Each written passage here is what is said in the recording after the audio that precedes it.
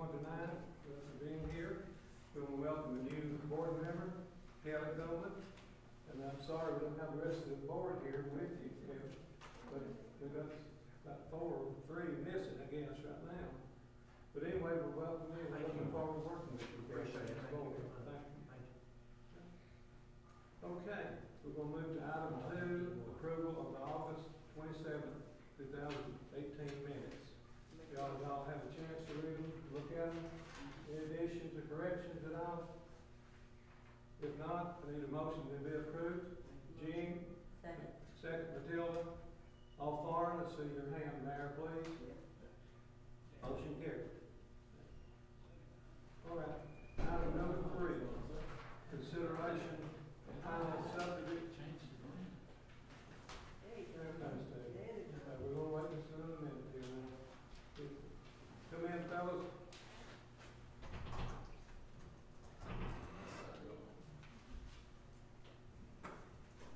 I'll throw you back in school days, Rick Mackey was always late for class. That's it, yeah.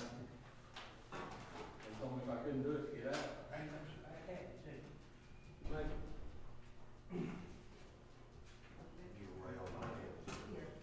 Make sure all blood rods. Yeah, I lost mine somewhere between here and Thank you.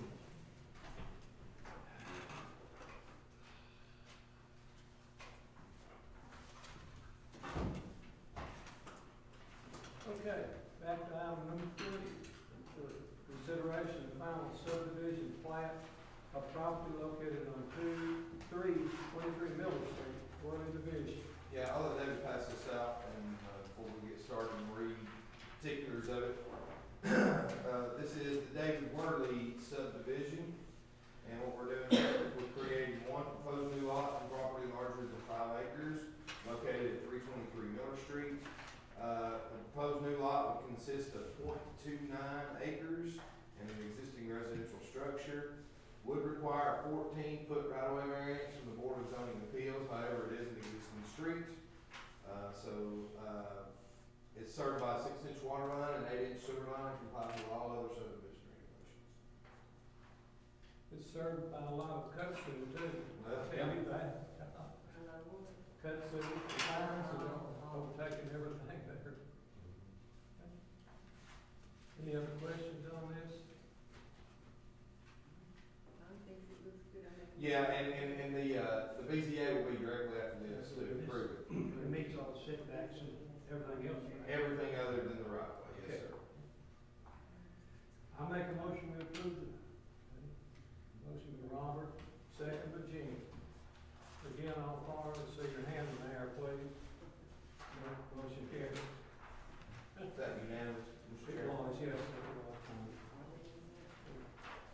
Thank you. Okay. Thank you, David. Item number 4 is training. Yeah, and so we usually try to do this when we have a new person that joins us, kind of explain a little bit about what we do here at Kelly and the purpose of the board and well, just again, what we do. Does everybody have a copy of this handout that I gave out? You should have it there, Kelly. Yes. Okay. Yeah, no, I'm good. Thank you. So the first thing that we'll just kind of talk about is the purpose of the planning commission, and we basically handle 2 different areas of development within the city. Number 1 is the division of property under 5 acres, and that's whether it's a division, which is when you create density, a combination, like when you take 2 lots and make them one, or when you take a common boundary line and you move it. Now, in those areas, when the result is under 5 acres, we have jurisdiction, we take a look at it, just like that.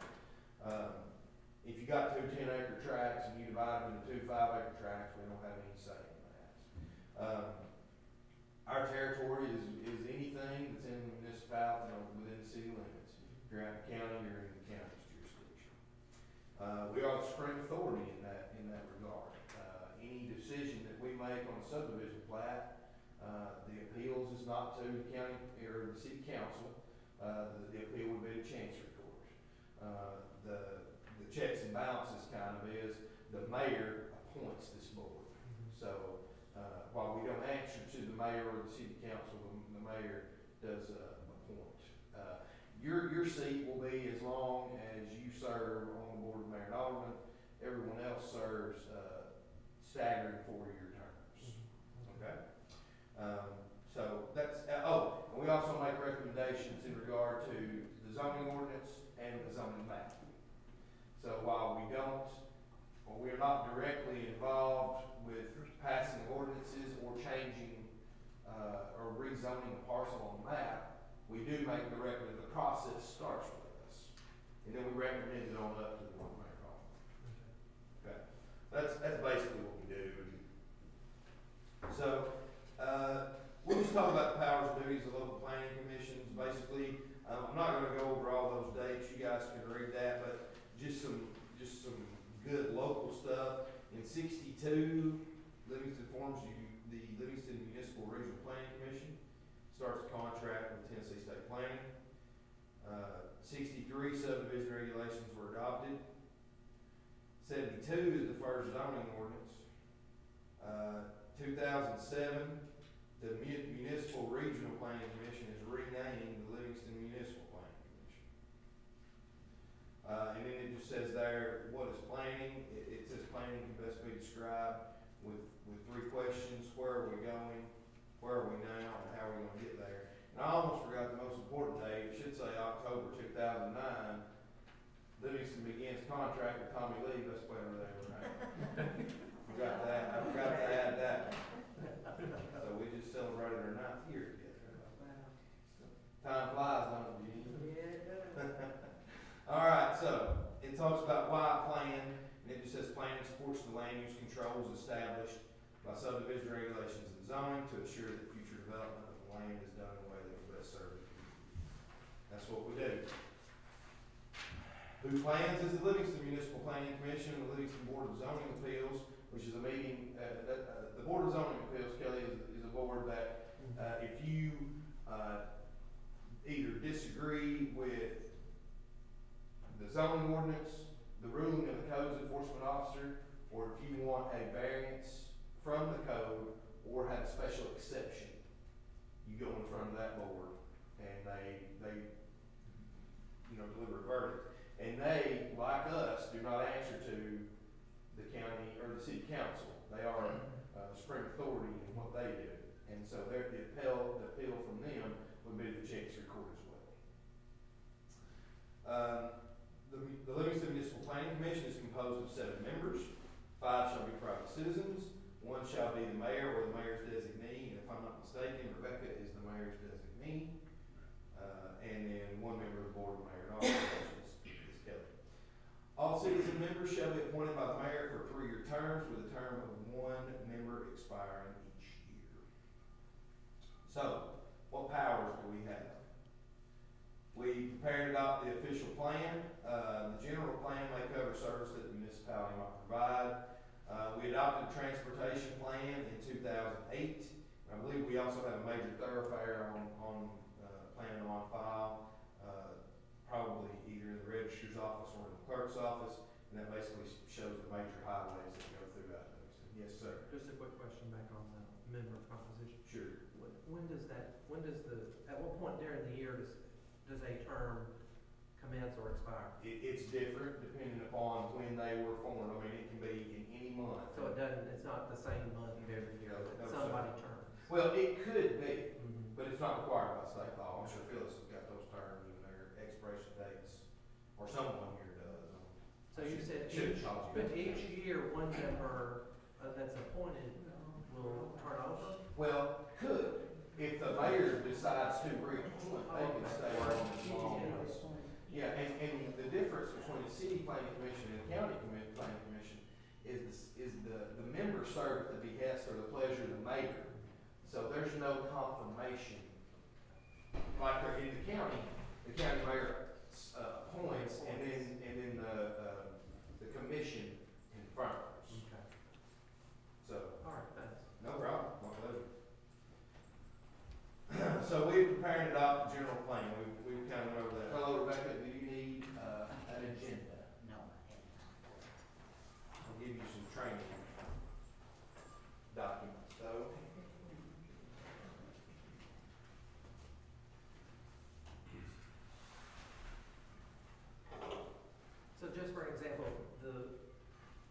on hands that the mayor has appointed 5. Have you all served on this commission for years? I'm just curious. I've never been to a planning commission meeting. I think all you guys have been here since I've been here, Okay, and Rebecca as well. good. I think I'm a senior member. You've been on here for a long time. You're a senior. I served in Kelly's position while I was on the board of Alderman, and they asked me to stay on. Okay, good. To keep it straight. Solid experience. Yeah, keep your Yeah. shirt. I'm 6 or 7, so Pardon? Good.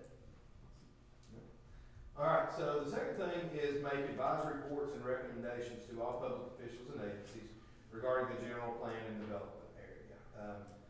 We make recommendations to the Board of Mayor and Aldermen, and also to the Board of Zoning Appeals on occasion, in regards to zoning, road standards, plans of services, annexations, and most other aspects of development within the corporate limits. These powers, though, are advisory only, and the commission may request information from such agencies such as the school board, power board, housing authority, etc., to determine whether their actions are in compliance with the plan. Any questions on that? Basically, just the power to make recommendations. Yeah, I'm just curious, because one of the hot buttons for me as an alderman is our streets.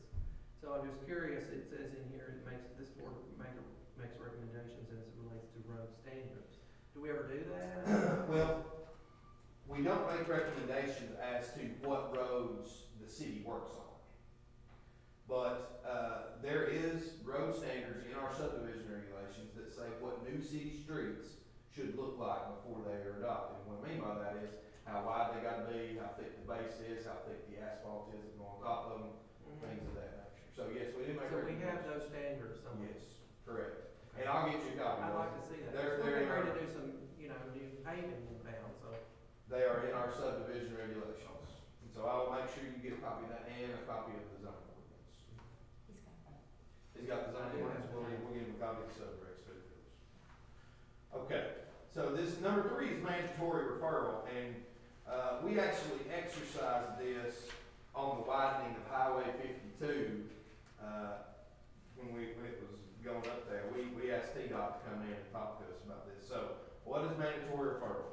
This is the power to have advance notification of the location and extent of the construction or authorization of any public street, building, park, open space, or utility, whether publicly or privately owned, for the purpose of commission review and approval. Compliance with the planning commission's recommendation is not required, however. Failure to submit to mandatory referral could, in case of a court challenge, delay or even jeopardize the project altogether. So, what's that mean? If any public entity builds or constructs something within the city limits, we have the right to ask them to come in and tell us what they're doing. So, when, like I said, when 52 was going up, was getting ready to be widened, they were gonna be taking some right of way. I believe they took you guys' driveway up through, or your street up there. You know, we had them come in and tell us what they were doing. And then we, after we hear their plan, we can give them a recommendation. Now, they don't have to go by what we say. Yeah. But if they didn't comply with that, we could send something to a judge and say, hey, we asked them to come and tell us, and they didn't tell us. And now, power board like UCMC, if they were to, clear some trees and do a major substation or something like that, we wouldn't have jurisdiction over them, but we could ask them to come and tell us what's going on. Questions on that? That's called mandatory referral. Have we ever exercised that and then it went to a judge and a judge stopped or halted just never had to do that? Never had to. Okay. Yeah. All right, number 4. Regulate the land through subdivision regulations and site plan review. Site plan review is not one that we've talked about, Kelly. What that is basically when a business opens up and it's new construction, they've got to present a plan to us and show us what they're doing. And then subdivision regulation, or subdivision regulations is what you saw right there, division of property less than 5 acres.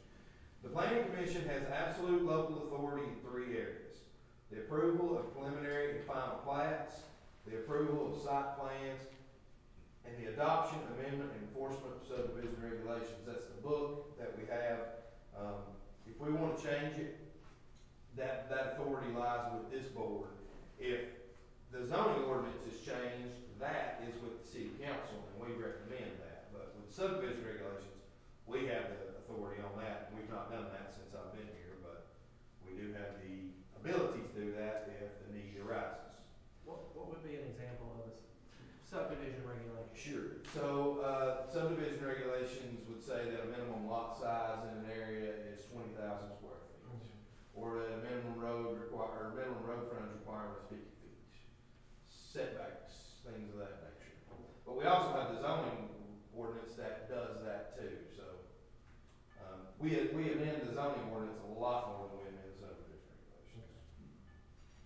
It says, when final approval of plats and site plans are left to the discretion of the planning commission, all variances must be approved by the Board of Zoning Appeals. So what that means is, if someone wants to do something less or more than what we require, usually less, but let's just say they don't comply, when they want to do something that doesn't comply with the zoning ordinance, that's a better way to put it. They must go and get permission from the Board of Zoning Appeals to do that. We don't necessarily grant variances unless there is a very good reason to do so. And it can't be for, I just want to make more money. You know, it can't be financial, it can't be for financial gain. Any questions on that? So it says, prepare and recommend to the chief legislative body a zoning ordinance and map, which we did back in '72. The planning commission also recommended the current Livingston zoning map and board of mayor and aldermen in August of 2009. We've changed both since then, but that was the last major overhaul, I think. And then number 6, it says, make and review any recommendations for any amendments to the zoning ordinance or zoning map. So we've done several of those since we've been here, and we'll probably do for another update since we just recently added packaged liquor stores in as a permitted use in the commercial districts. But I believe that's the last amendment we've done since we got the new update. Okay. So that's basically what we have the power to do. TCA Chapter 13 defines what we can do. We don't have powers that are not given to us. So we just couldn't all of a sudden say, hey, I think we should regulate X, Y, Z, because we don't have the authority to do that. All of our power comes from Tennessee Code. Everybody understand that? And so the last thing that we'll talk about is we'll just talk about what I do. I am the staff planner for the planning commission. A lot of these are self-explanatory, but if you have any questions on any of them, I'll be happy to answer. Number 1 is I attend all meetings, and if I don't, I usually have somebody come in my place. I work with Darius to give the best recommendations to the planning commission regarding the approval or denial of subdivision plats and site plans. Basically, that just means I give my opinion based upon the code. Darius gives his opinion based upon the code, but the decision is left on the board. You guys usually go with our recommendations, but there are times that you have went the other way. Number 3, advise the Board of Zoning Appeals in regards to the variances to the Livingston zoning ordinance. Same thing there, just different board. Act as a liaison between the town of Livingston and the Federal Emergency Management Agency. This has to do with when somebody wants to build in a floodplain, they'll come see Darius, or they'll go see David to get a letter of map amendment, or we're trying to get them out of the floodplain. And also, there's an appeal process to that too. Like we'll require to build 3 feet above the floodplain where we think the water will rise to. If they want to build to 2 feet, then they'd have to get we don't see that a whole lot though. 2 of them? No, it's Oh, it's only 2 foot here? Yeah.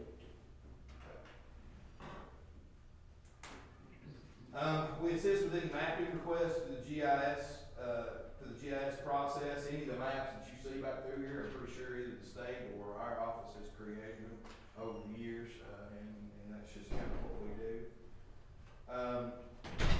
Prepare annual performance report, program design, or any other related documents or reports deemed necessary by the planning commission. We don't do the APR anymore, but if there's any documents that are needed, we prepare them for the planning commission. And then we provide 4 hours of continuing education through training each year, and hooray, this will count toward that 4 hours that we must do each year. Seriously?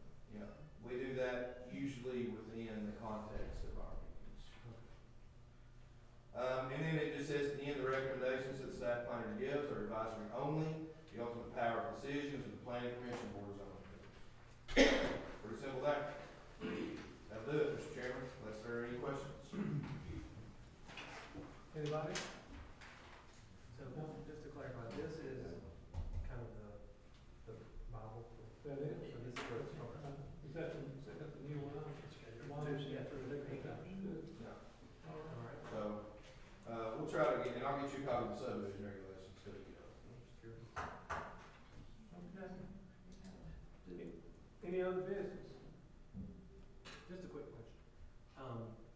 In the past, I know there's been some discussion on the council about taking a deeper dive into the possibility of upgrading the property maintenance codes for the city. Does this body have any interaction with that? Well, we Discussion. we usually begin the study on them. We studied them once for about a year, I think, and then, didn't end up recommending it. But yeah, I mean, we certainly could, or we don't have to. Our only requirements is that we review the zoning code and subdivision regulations. But if the council, like we did the recommendation on the stormwater ordinance that was passed a couple of years ago. We weren't required to do that, but we were asked to do so by the city council. So if the city council were to ask us to study and prepare some property maintenance codes, then we would certainly do that. Did this group do that back several months ago? We did that the very first no, I doubt it was the first go around, but the first one that I was involved with was probably about 2015 or 2016. Okay. Not the recent push back last fall. Okay, gotcha. Got a lot of neighbors that have water coming over on problems there. Yeah, he's talking about the stormwater. Sure, yeah. So, I'm just curious. Some of the times that we deal with it. The sign. Yeah, we did review the sign ordinance to remove like all those signs from the right of ways and things of that nature. And then recommendation. Okay. Rebecca, anything from you? No. Kelly? No, sir. Jean? No. What about Robin? Ricky Mack? No, Matilda? All good? I like my phone. All right. I'll say. Motion, Matilda, adjourn, second, Ricky Mack. All in favor, let's raise our hand one more time. It all carries.